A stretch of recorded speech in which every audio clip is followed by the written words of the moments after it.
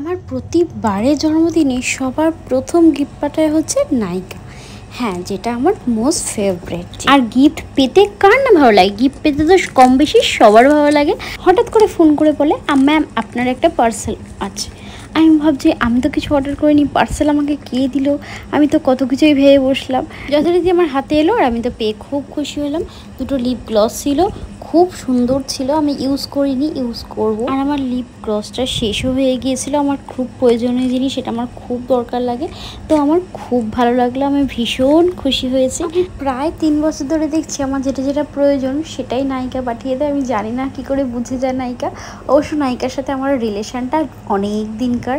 আমি অনেক শপিং করি নায়িকা থেকে। এই দেখো, এখানে বিলে লেখা আছে 000। তোমরা ভাবতেই পারো বার্থডে গিফট সত্যি কিনা। দেখো বিলটা, দেখো, ওই জন্য দেখালাম। থ্যাংক ইউ নায়িকা। আর আমি খুব খুশি, আমাকে দেখেই বোঝা যাচ্ছে। টাটা।